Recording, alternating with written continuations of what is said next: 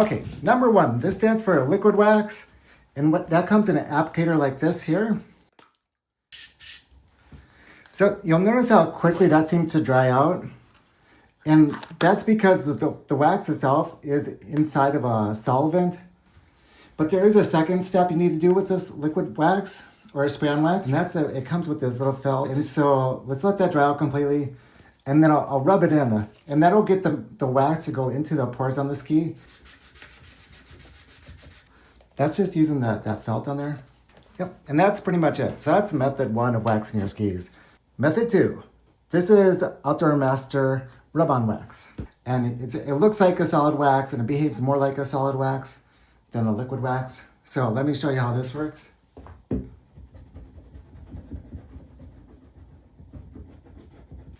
And then you'll notice this one has a cork top on it.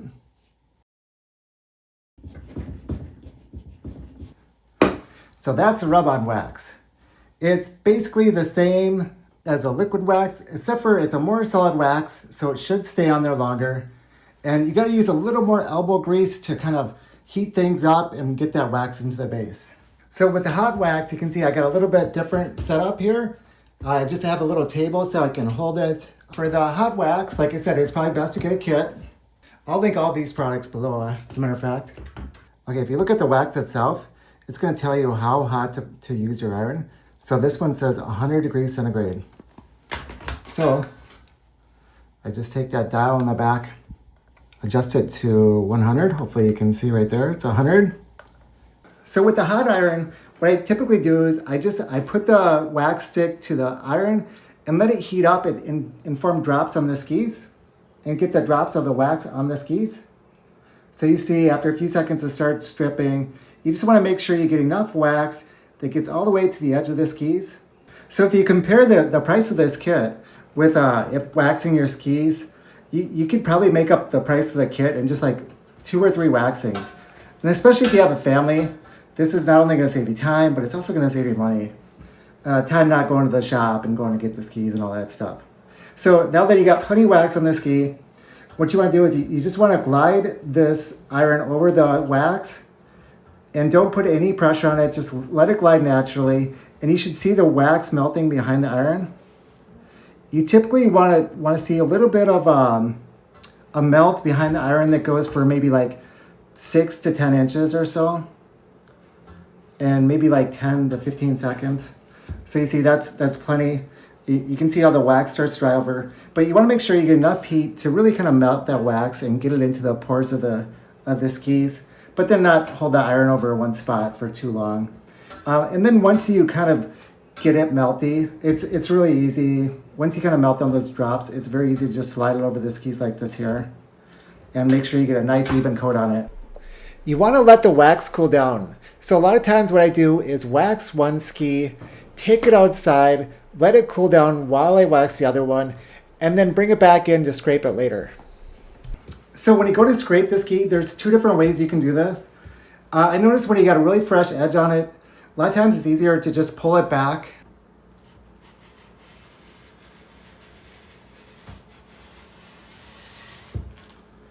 And you can see the wax is coming off. The other method is when this starts to get dull. What you can do is you can push it instead.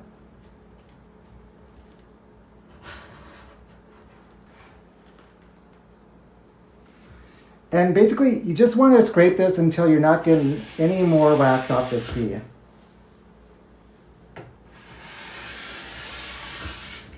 It's pretty simple, and if you're using this plastic scraper, you basically can't over scrape it. Because what you really want is you want the wax to be in the pores of the ski and not sitting on top of the ski itself. All right, so there we go. So the last step when you're waxing the ski is you scraped off all the excess wax, and then you go through it with the wire bristle brush, just 1 or 2 quick passes, and this will create channels in that wax. And so you want to start from the front of the ski and then work your way to the back of your skis when you're doing this, kind of the same way you would be skiing a ski.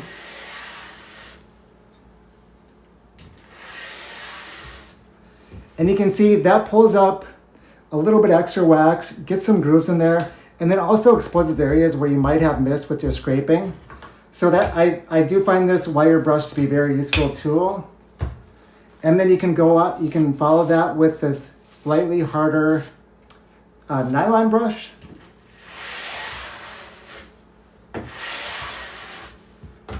And then the way you really kind of clean it up and kind of polish it and make it look nice is with the horsehair brush. And it's pretty much just as simple as that. For the purpose of this test, I'm only going to scrape section 3 and then leave 4 unscraped and just see what that one's like. Because I know a lot of people like to just not scrape their skis. Okay, so this is what we got. No scraping, the hot wax on this one. This is just your traditional hot wax with the brushing. This is what most people do on their ski gear because it's going to last a lot longer than the rub-on wax. The rub-on wax will last like a day or two in my experiments. You might want to do this like once every couple of weeks during the season. And then the last, and it's kind of the least, is the liquid wax. And I do this a lot with my cross-country skis because a lot of times with the cross-country skis, you'll get out there in the field and you'll start getting snow stuck to the bottom of your skis. And the other thing with the cross-country skis is when you're waxing this fish scale section, the only kind of wax you can use is the liquid wax. And I can tell you that it only lasts a couple hours. So the first test I'm doing here is I'm putting this at an incline and I'm gonna see if this thing slides down it. So looks like liquid wax moved a little bit, but not very much. Okay, let's see rub-on wax. Now this is like you want the wax to make the skis glide. Let's see on the hot wax where I did it, where I rubbed it in. It does seem to be going on its own. So far that seems to be the winner. Let's take a look at this is one that's not scraped. So I guess this one just has more ridges for it to grab onto. Yeah. So next test is see how hydrophobic, and we'll spray some water on. Okay, now let's try and incline it a little bit more. I can see some movement on the hot wax there with the scrape. No scrape too. So it seems like the hot wax ones moved the first when I did the inclination. So that's interesting. I feel like, again, this was the first one that it started moving a little bit. All right, so that one is this no wax. I definitely can feel more resistance with this one. Like I can feel the textured surface. Yep, feels very smooth. As you can see, the water is running off of that one again before the other ones. Okay, water pretty much stays put on that one. How about this? Yeah, water stays put on that too. So I feel like this has been the most hydrophobic of them too. This is the no wax. And you can see even the no wax, how it doesn't even bead sometimes. Like there. So at least all these other ones are beading. Okay, so the next test I'm gonna do is a little bit of a durability. So I'm gonna try running this drill on not the highest setting, but on number 1. So it's a slower speed, but I'm gonna pull the trigger fully for the highest setting, put no weight on it, and let it run for 30 seconds in each spot. All right, 30 seconds. Next one, I'm gonna use a fresh cloth too.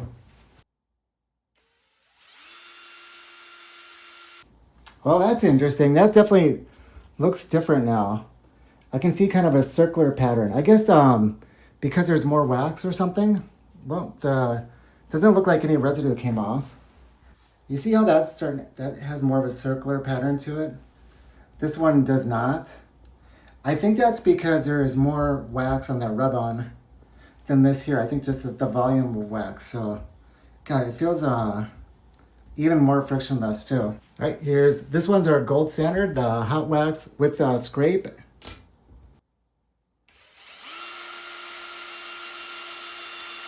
Yeah, that circular pattern is even more pronounced now on this one. Okay, last one is gonna be the no scrape one. You know, it's more grippy. Yeah, it's just not working with that one. So I guess that really shows you that if you don't scrape it, there's just a lot of friction. Probably even more so than a place that's not even waxed. Yeah. The no scrape just kind of failed this. I mean, it's so there's so much friction there that I can't even get that drill to work with a paper towel. So here's after the durability test. We have liquid wax that's staying okay, but it's a very thin layer. You can tell it's a very thin layer. There was no swirling or anything after I did that friction test with the paper towels. When I go over the rub-on wax, you do start to see some of the swirls from there. So that means there's a little bit of wax. There's more wax on the ski. You see more of the swirl with the hot wax brushed in. And then you can see with the no scraping, this one just, I can't even get the thing to work with this. So this one is basically, there's so much grip, so much friction that I'm just not able to use a drill to even do the test on it. So I think that kind of says something. Like if you were going on the snow, this one would probably have the highest amount of friction if you didn't scrape it. I think that either the rub-on wax or the hot wax are doing the best here. This one did show pretty good hydrophobic, but it lost in the friction in all of them. The liquid was pretty good on the friction initially. We'll have to do that again, a little bit better than the rub-on wax, but at least the rub-on wax is still showing that there's wax there after running that drill on it for 30 seconds. All right, I think I'm gonna do one last torture test just for science here. Got them all dried off again. Now this is not a paper towel. This is a very gritty, almost like you find in your kitchen to scrub the dishes. This is like a high performance industrial cleaning solution. Now, I hope I don't ruin my wife's skis too, so maybe don't tell her about this one, but let me start a timer. Maybe I'll just do 20 seconds. And let's go and see what this does to that. Okay, yeah, it's looking clearer and clearer after these tests too. Okay, so there we got the no scrape. Look at it, it's still got a bunch of grippy stuff on there, a lot of texture. I still feel it's much more grippy. Okay, here's the hot wax. It's honestly looking pretty good. So it's still got that black part of the ski texture to it. It looks like that's definitely in the pores of the ski. Okay, when we go over to the rub-on, so now you can start to see where the rub-on is fading a little bit.